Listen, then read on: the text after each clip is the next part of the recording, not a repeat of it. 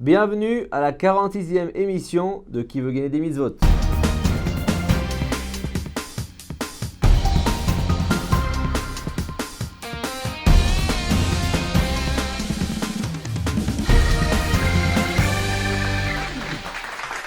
On reçoit aujourd'hui notre ami Aaron Assous qui nous vient de Beit Vegan. Beit Vegan, c'est un quartier de Jérusalem si je me trompe pas. Et pour quelle association tu viens jouer aujourd'hui? Ateret Shlomo. Ateret Shlomo, apparemment tu étudies là-bas? C'est quoi comme association? C'est quoi comme école? À Ramot. Ouais. Et ils veulent construire un nouveau binyan. Un bâtiment? Ouais. À Ramot. Et eux, qu'est-ce qu'ils font? Ils ont une école. Plusieurs écoles même, non? Je sais pas, je suis nouveau cette année, moi. D'accord. Donc, d'après ce que je sais, l'école Ateret Shlomo, donc c'est une école qui accueille pas mal de Français, quoi. 20 à 30% d'élèves sont français. Et ils apprennent les études profanes comme les études Kodesh, surtout les études Kodesh. Et dans une ambiance décontractée et sérieuse. D'accord? Donc, sache que tu as déjà 2100 shekels dans ta cagnotte. D'accord? Donc, tu as tous les moyens pour leur donner un très beau don à l'association Ateret Shlomo. Est-ce que tu connais les règles du jeu? Non? Alors, les règles du jeu, on les répète, c'est parti. Les règles du jeu sont simples. 5 questions posées au candidat avec 3 options de réponse. En choisissant l'option roule, le candidat a le choix entre 2 réponses et gagne 100 shekels qu'il reverse à une association. L'option Mshenfa lui donne le choix parmi 4 réponses pour espérer reverser 300 shekels à l'association de son choix. Ou encore l'option Blata qui permet de gagner 500 shekels en donnant directement la réponse sans choix de réponse. Alors Aaron, première question, c'est parti. Qui était le 3e fils d'Adam?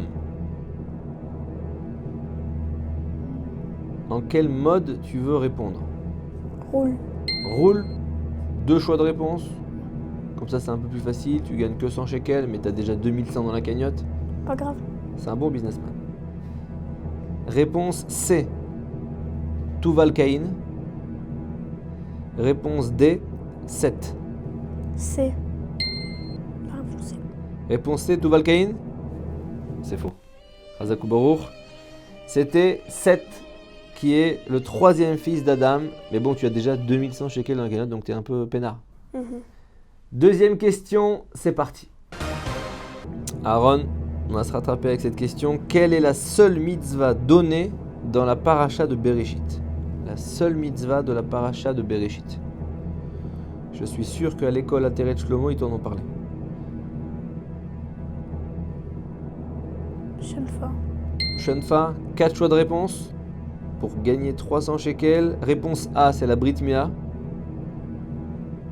Réponse B, c'est l'interdiction de tuer. Réponse C, Rosh Chodesh. Et réponse D, Piria Verivia, c'est-à-dire croître et se multiplier, avoir des enfants. La D. Réponse D, Piria Verivia, c'est la bonne réponse, bravo. Hazak, tu es donc à 2400 shekels dans la cagnotte. On passe tout de suite à la 3e question, c'est parti. Aaron, quel traité du Talmud, quel Masechet concerne essentiellement les lois de Yom Tov? Roule. Roule. Réponse A, c'est dans Betza. Réponse B, c'est dans Moed Katan. B. Moed Katan? Dommage. C'était dans Betza. C'est habituellement les traités du Talmud ont un nom qui a un rapport avec le sujet dont ils traitent. Ce traité fait néanmoins exception. Betza, ça veut dire un œuf. Ce traité porte ce nom parce que le premier sujet qui est traité à l'intérieur, c'est le cas d'un œuf qui est pondu pendant Yom Tov. Mais en réalité, ça concerne bien toutes les lois de Yom Tov à l'intérieur. Tu restes à 2400 shekels dans la cagnotte. On passe à la 4e question. C'est parti. Aaron, quelle bénédiction on fait lorsqu'on sent l'odeur de feuilles de myrte? Shenfa. 4 choix de réponse. Réponse A, Boré Mine Bessamim. Réponse B, Boré Isbe Bessamim. Réponse C, Boré Ratse Besamim. Ou réponse D, Anoten Reartov Baperot. A. Réponse A, Boré Mine Besamim. Comme ça t'es tranquille? Hmm. Non, c'est faux. Dommage. C'était Boré Hatse Besamim. Parce que cette bénédiction se récite lorsqu'on sent un arbuste. Isbe, c'est sur une plante qui a de l'odeur comme la menthe. Anoten Reartov Baperot, c'est une bracha qu'on fait sur un fruit. Et Mine Besamim, c'est toute autre chose dont on ne sait pas forcément d'où elle vient. Et donc, apparemment, les feuilles de myrte, c'est un petit arbuste. Mais bon, si tu me chantes, je sais pas, moi je dirais Deror Ikra, je te rajoute 100 shekels. Est-ce que t'es chaud? Non. Il est tranquille, il a déjà un gros pactole. Tu comprends? On passe maintenant à la 5e question. C'est parti. Aaron, qui est l'auteur du Yalkut Yosef? Jeune femme. Réponse A, le Rav Ovadia Yosef. Réponse B, le Rav Yitzhak Yosef. Réponse C, le Rav David Yosef. Réponse D, le Rav Avraham Yosef. A. Réponse A, le Rav Ovadia Yosef. Dommage, c'était son fils. Réponse B, le Rav Yitzhak Yosef. Tu t'en fiches, hein?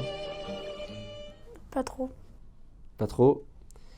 Bon, tu vas pouvoir te rattraper maintenant. Il est à 2400 shekels dans la cagnotte et tu passes maintenant à ce qu'on appelle la juste date. C'est parti.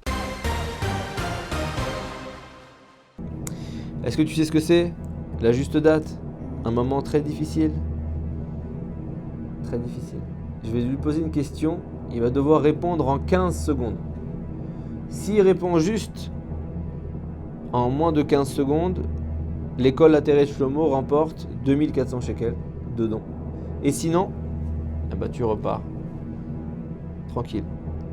Les mains dans les poches.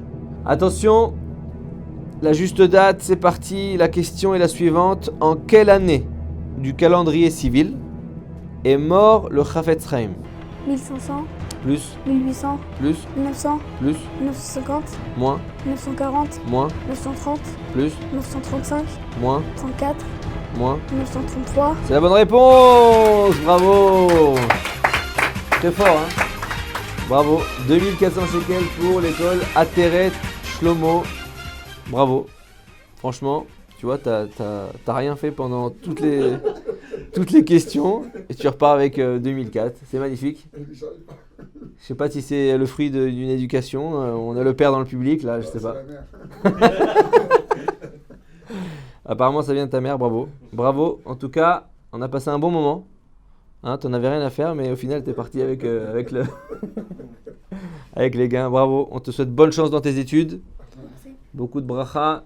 À la semaine prochaine pour un nouveau qui veut gagner des mitzvot.